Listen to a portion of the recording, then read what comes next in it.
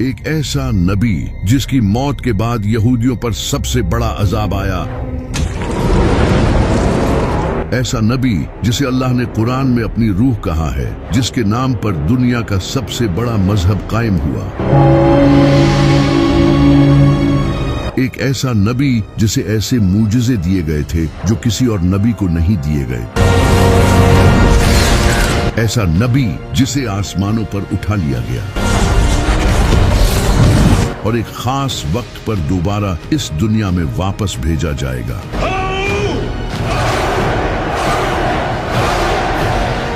उसका नाम था हजरत ईसा अलैहिस्सलाम।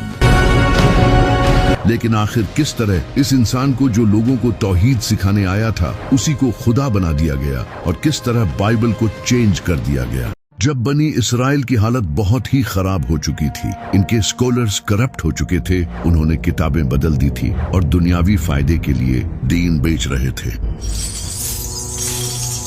उन्होंने पूरे दीन को ही अपने मुताबिक बदल दिया था। ऊपर से उस वक्त फिलिस्तीन पर रोमन एम्पायर की हुकूमत थी जो कि यहूदियों पर बहुत जुल्म करती थी। वो इनसे भारी टैक्स लेते थे। इन सब की हालत बहुत खराब थी, लेकिन उनकी किताबों में एक मसीहा के आने का जिक्र था जो उन्हें इस जुल्म से आजाद करेगा। तो उस वक्त यहूदी इस मसीहा का इंतजार करने लगे। वो समझते थे कि इनका ये मसीहा किसी पावरफुल बादशाह या एक वॉरियर की शक्ल में आएगा,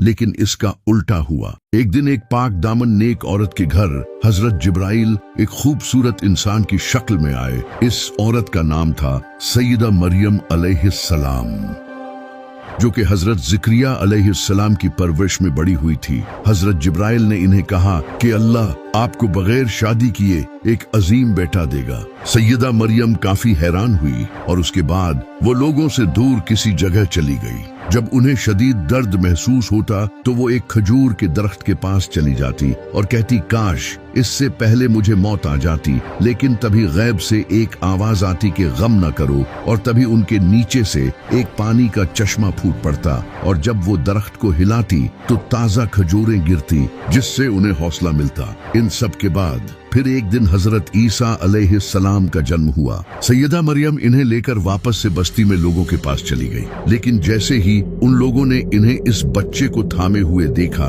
तो उन्होंने उन पर बुरे इल्जाम लगाना शुरू कर दिए और हर इंसान उन पर चीखने चिल्लाने लगा। ये देखकर सैयदा मरियम परेशान होने लगी, लेकिन तभी अल्लाह की तरफ से एक मोजज़ा हुआ और उनकी गोद में वो बच्चा बोलना शुरू हो गया। ये सुनकर वहाँ सभी लोग खामोश हो गए। उनके चेहरे हैरान और परेशान थे और इससे सैयदा मरियम की पाक दामनी साबित हो गई। इसके बाद सैयदा मरियम ने हजरत ईसा अलैहिस्सलाम की परवरिश की। वो बचपन से ही एक नेक और सादा शरीफ इंसान थे। वो कम खाना खाते थे, सादा कपड़े पहनते थे और अपना ज्यादा वक्त इबादतों में गुजारते थे। वो मिट्टी के परिंदे बनाकर अल्लाह की मदद से उन्हें जिंदा कर देते थे। इनके पास इतना इल्म था कि सिर्फ 12 साल की उम्र में ही वो उस वक्त के बड़े टीचर्स के साथ ऐसी डिबेट्स करते थे कि इनकी अक्ल दंग रह जाती थी। अल्लाह ने इन्हें कई मुजज़े दिए थे। जब हजरत ईसा अलैहिस्सलाम थोड़े बड़े हुए तो उन्होंने अल्लाह का पैगाम लोगों तक पहुंचाना शुरू किया। वो लोगों को तौहीद सिखाने लगे और हजरत मूसा अलैहिस्सलाम के बताए लॉज सिखाने लगे, जिन्हें इन प्रीस्ट ने बदल दिया था,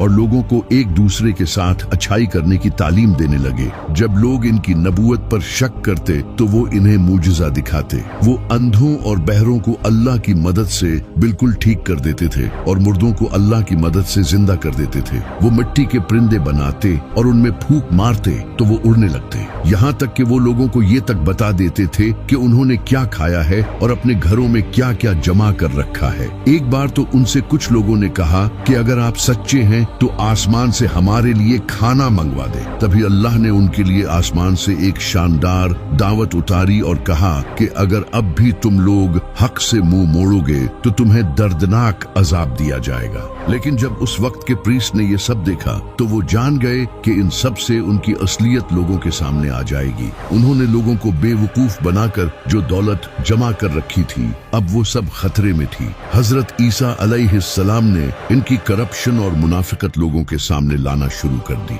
इन सब के अलावा उस वक्त के लोग गुनाहों और दुनिया की लज्जतों में पड़ चुके थे और हजरत ईसा अलैहिस्सलाम इन्हें ये सब छोड़ने का कहते थे, लेकिन उन्होंने हक को छोड़कर दुनिया को चुना और हजरत ईसा अलैहिस्सलाम की बात नहीं मानी। लोगों ने भी हजरत ईसा अलैहिस्सलाम के ये सब मूजिज़े देखने के बाद भी उनसे और मूजिज़ों की डिमांड की। हजरत ईसा अलैहिस्सलाम इनकी बातों से बहुत गुस्सा हुए कि इन सब मूजिज़ों के बाद भी तुम्हारे दिल हक को तस्लीम नहीं कर रहे, क्योंकि यहूदियों को ये लगता था कि उनका ये मसीहा एक पावरफुल बादशाह की सूरत में बड़ी फौज लेकर उन्हें बचाने आएगा।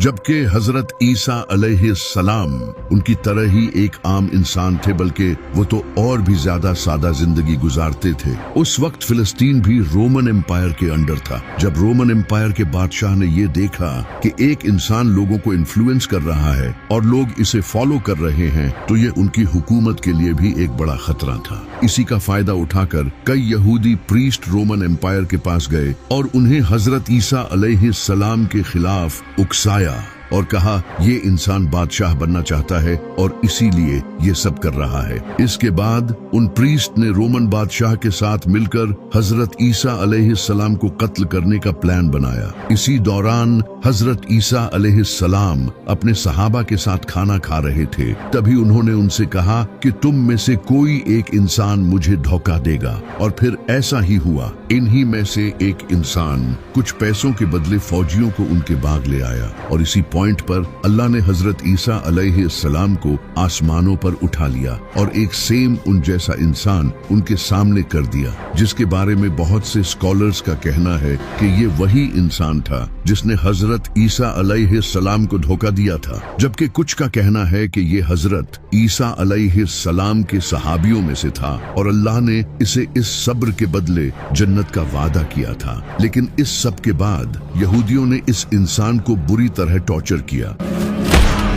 उसे बाजार में जख्मी हालत में घुमाया और उसे गालियां दी और उसके ऊपर एक लकड़ी का बना क्रॉस लाद दिया। इसके बाद उस क्रॉस पर उसके हाथ और पांव में कीलें ठोक दी और उस इंसान को जान से मार दिया गया। इसके बाद आसमान काला पड़ गया और एक खतरनाक ज़लज़ला आया।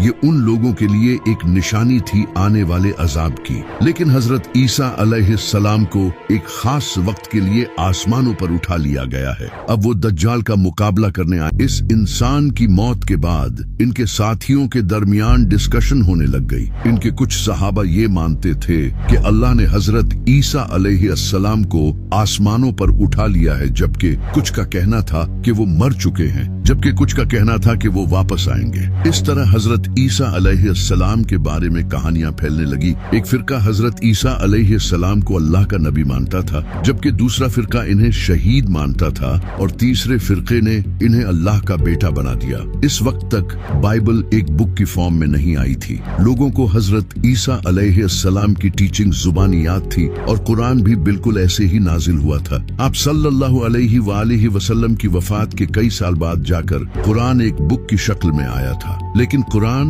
और बाइबल में फर्क ये था कि कुरान की प्रोटेक्शन की जिम्मेदारी अल्लाह ने अपने हाथ में ली थी और बाइबल के साथ ऐसा नहीं था। इस वजह से लोगों ने बाइबल को चेंज कर दिया। जब 70 ईस्वी में एक इंसान जो कि हजरत ईसा अलैहिस्सलाम के फॉलोअर्स से इतनी नफरत करता था कि उन्हें टॉर्चर करता और जेलों में डाल दिया करता था, इस इंसान का नाम था सॉल ऑफ टार्सस। इसने काफी टाइम तक हजरत ईसा अलैहिस्सलाम के फॉलोअर्स को टॉर्चर किया, क्योंकि हजरत ईसा अलैहिस्सलाम के ये फॉलोअर्स एक अल्लाह की इबादत करते थे और इन रोमन के झूठे खुदाओं की पूजा नहीं करते थे। इस वजह से हजरत ईसा अलैहिस्सलाम के इन फॉलोअर्स ने बहुत जुल्म सहा। लेकिन फिर एक दिन इसने क्लेम किया कि इसने ख्वाब में हजरत ईसा अलैहिस्सलाम को देखा है, जबकि इसने अपनी लाइफ में कभी हजरत ईसा अलैहिस्सलाम को देखा ही नहीं था। इसके बाद इसने अपना नाम चेंज करके पॉल द अपोस्टल रख लिया। इसने लोगों को ये बताना शुरू किया कि हजरत ईसा अलैहिस्सलाम कोई नबी नहीं बल्कि खुदा के बेटे थे। इसने ये आइडिया ग्रीक्स और रोमन्स से लिया था, जिनके झूठे खुदाओं के बेटे भी हुआ करते थे, जैसे हेराक्लस। इसने इन आइडियाज से अपनी एक अलग ही क्रिश्चियनिटी बना ली, जिसे उस वक्त के लोग एक्सेप्ट करने लगे, क्योंकि वो पहले से ही ग्रीक्स और रोमन्स के इन कॉन्सेप्ट को मानते थे। तो ये नई टाइप की क्रिश्चियनिटी उन्हें रिलेटेबल लगी। पॉल ने लोगों से कहा कि जीसस ने अपनी जान की कुर्बानी इंसानियत के गुनाहों की माफी के लिए दी है। इनके तरीकों पर चलने की हमें कुछ खास जरूरत नहीं है, बल्कि हमें तो इनकी इस कुर्बानी को मानना है। यानी कि इस इंसान ने क्रिश्चियनिटी को ही बदल दिया था। इसने डिफरेंट चर्चेस को लेटर भेजे और बाइबल में अपने इन कॉन्सेप्ट्स को ऐड करवाया, जो कि बाद में जाकर न्यू टेस्टामेंट का हिस्सा बने। लेकिन जेरूसलम में हजरत ईसा अलैहिस्सलाम के कुछ फॉलोअर्स ने पॉल के इन आइडियाज को रिजेक्ट किया और उन्हें अल्लाह का एक नबी ही माना। इन्हीं लोगों में से एक हजरत ईसा अलैहिस्सलाम के भाई भी थे। लेकिन इनकी इन बातों की तरफ लोगों ने ध्यान नहीं दिया और पॉल की इस नई क्रिश्चियनिटी को लोगों ने एक्सेप्ट करना शुरू कर दिया और ये लोगों में फेमस हो गई। इस वक्त तक बाइबल को एक बुक की शक्ल दे दी गई थी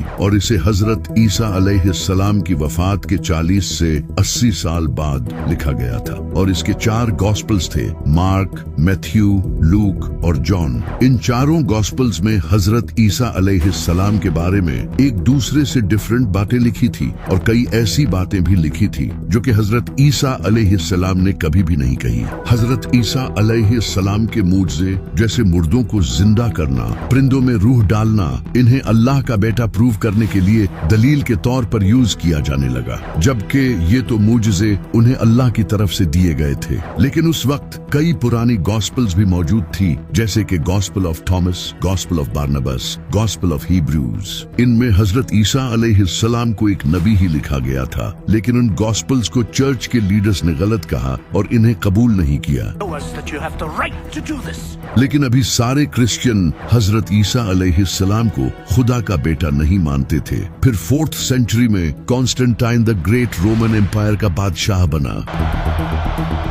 इस वक्त इसकी पूरी एम्पायर पॉलिटिक्स, जंग और रिलीजन की वजह से आपस में ही डिवाइड हो चुकी थी। तो इसने अपनी पूरी एम्पायर को यूनाइट करने के लिए लोगों को आजादी दे दी कि वो अपने रिलीजन को ओपनली फॉलो कर सकते हैं। ये पहली बार हुआ था कि क्रिश्चियनिटी भी एक रिलीजन बन चुकी थी जिसे लोग आजादी से फॉलो कर सकते थे। इससे पहले लोग क्रिश्चियंस पर जुल्म करते थे और इनके रिलीजन के भी खिलाफ थे। इस वक्त क्रिश्चियनिटी के 2 फिरके थे, एक जो हजरत ईसा अलैहिस्सलाम को नबी मानते थे, दूसरे जो इन्हें खुदा का बेटा मानते थे। इन्हीं फिरके में से एक इंसान खड़ा हुआ जिसका नाम था एरियस, जो कि लोगों को बताने लगा कि हजरत ईसा अलैहिस्सलाम अल्लाह के नबी थे, न कि उनके बेटे। इनकी बातों को कई लोगों का सपोर्ट भी मिला, लेकिन उस वक्त के चर्च के लीडर्स ने इसकी सख्त मुखालफत की, जो कि हजरत ईसा अलैहिस्सलाम को खुदा का बेटा मानते थे। इससे पूरी एम्पायर में कॉन्फ्लिक्ट पैदा हुआ और लोग एक दूसरे की मुखालफत करने लगे। जब कॉन्स्टेंटीन को यह पता चला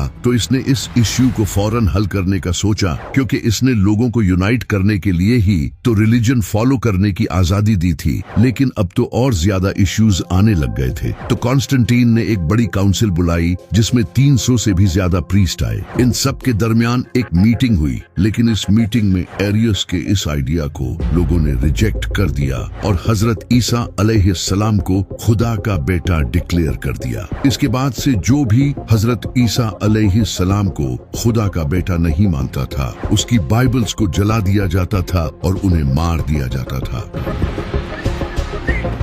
इससे पूरी एम्पायर में एक ही क्रिश्चियनिटी कायम हुई, वो जो हजरत ईसा अलैहिस्सलाम को खुदा का बेटा मानते थे, ताकि लोगों के दरमियान इख्तिलाफ न हो। इस वक्त तक बाइबल के कई वर्जन्स मौजूद थे और लोग इन डिफरेंट वर्जन्स को पढ़ते थे, लेकिन चर्च को कोई एक बाइबल चाहिए थी। तो चर्च की काउंसिल ने 27 मुख्तलिफ बाइबल्स के वर्जन सिलेक्ट किए, जिनमें हजरत ईसा अलैहिस्सलाम को खुदा का बेटा बताया गया था, और बाकी सारे वर्जन्स को जला दिया। इसी वजह से आज बाइबल के कुछ ही पुराने वर्जन्स हैं जिनमें हजरत ईसा अलैहिस्सलाम को एक नबी बताया गया है। फिर जब बाइबल को लैटिन में ट्रांसलेट किया गया तो बाइबल का वो वर्जन रोमन कैथोलिक चर्च में ऑफिशियल डिक्लेयर कर दिया गया और इस तरह वो बाइबल पूरी दुनिया में फैल गई। फिर जब नबी सल्लल्लाहु अलैहि वसल्लम ने ऐलान नबुवत किया और लोगों को पता चलने लगा कि मक्का में एक नबी आए हैं, तो नजरान के कुछ क्रिश्चियन प्रीस्ट नबी सल्लल्लाहु अलैहि वसल्लम के पास आए।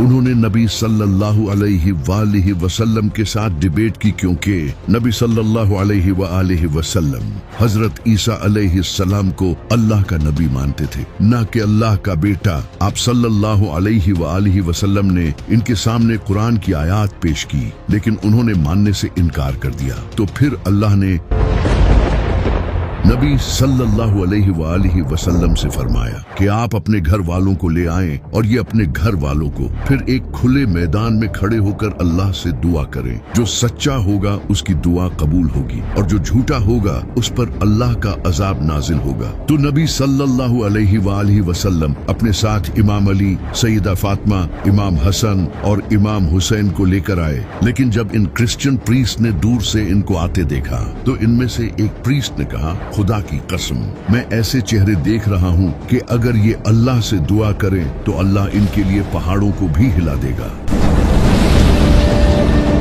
इनसे डिबेट मत करो वरना हम तबाह हो जाएंगे। तो उन्होंने नबी सल्लल्लाहु अलैहि वसल्लम के साथ डर के मारे एग्रीमेंट कर लिया। हजरत ईसा अलैहिस्सलाम को कत्ल करने की साजिश यहूदियों की सबसे बड़ी गलती थी, क्योंकि हजरत ईसा अलैहिस्सलाम यहूदियों के लिए आखिरी मौका थे। अल्लाह ने उन्हें खुले मुजज़ों के साथ इनके पास भेजा था ताकि वो हक को कबूल कर लें। ऐसे मुजज़े किसी भी नबी को नहीं दिए गए थे, लेकिन उन्होंने ईमान लाने की बजाय इनकार कर दिया। फिर अल्लाह ने उन पर एक के बाद एक अजाब नाजिल किया। जब अल्लाह ने हजरत ईसा अलैहिस्सलाम को आसमानों पर उठा लिया तो कुछ टाइम बाद यहूदियों ने रोमन एम्पायर के खिलाफ बगावत शुरू कर दी, क्योंकि यहूदी खुद हुकूमत हासिल करना चाहते थे। यहूदियों ने यरूशलेम में रोमन्स को हराकर आजादी हासिल कर ली। जब उस वक्त के रोमन बादशाह नीरो को ये खबर मिली तो उसने अपने बेटे टाइटस को एक फौज के साथ यरूशलेम भेजा। टाइटस ने यरूशलेम को सीज कर लिया और शहर को फतह कर लिया। इसके बाद रोमन्स ने यहूदियों के टेम्पल को तबाह कर दिया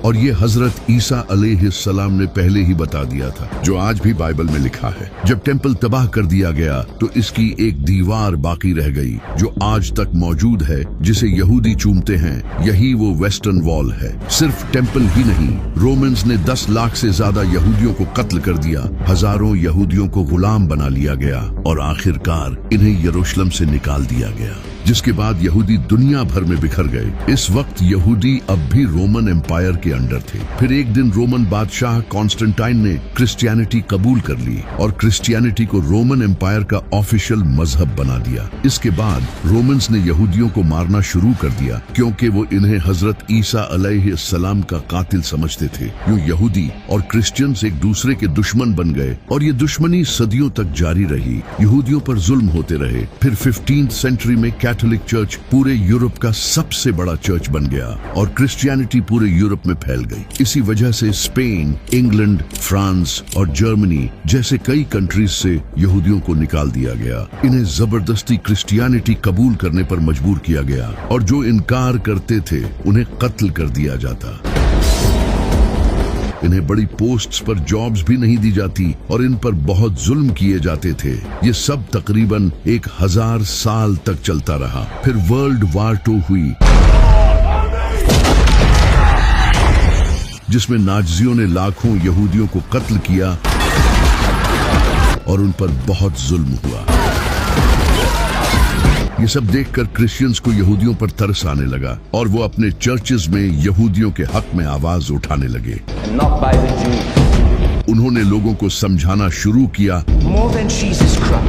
कि हजरत ईसा अलैहिस्सलाम के नजूल के लिए जरूरी है कि यहूदी यरूशलेम में अपना थर्ड टेम्पल बनाएं, क्योंकि इनकी किताबों में लिखा है कि हजरत ईसा अलैहिस्सलाम थर्ड टेम्पल बनने के बाद ही इस दुनिया में आएंगे। यहाँ से यहूदी और क्रिश्चियंस के दरमियान दूरियां कम होने लगी। क्रिश्चियंस ने भी यहूदियों के लिए अलग कंट्री बनाने को सपोर्ट करना शुरू कर दिया और इन्हीं क्रिश्चियंस की हेल्प से आगे जाकर इजराइल कायम हुआ। आज यहूदियों की तमाम साजिशों में क्रिश्चियंस का बड़ा हाथ है और क़यामत के दिन अल्लाह हजरत ईसा अलैहिस्सलाम से सवाल करेगा, क्या तुमने लोगों से कहा था कि तुम और तुम्हारी माँ अल्लाह के सिवा माबूद हैं? तो हजरत ईसा अलैहिस्सलाम अर्ज करेंगे, ऐ अल्लाह, मैंने कभी ऐसा नहीं कहा। अगर मैंने कहा होता हो तो तू जानता है, जब तक मैं इनके दरमियान था मैं इन पर गवाह था, अब तू ही इन पर गवाह है। ये फैसला तेरा है, चाहे तो इन्हें बख्श दे या इन पर अजाब नाजिल कर।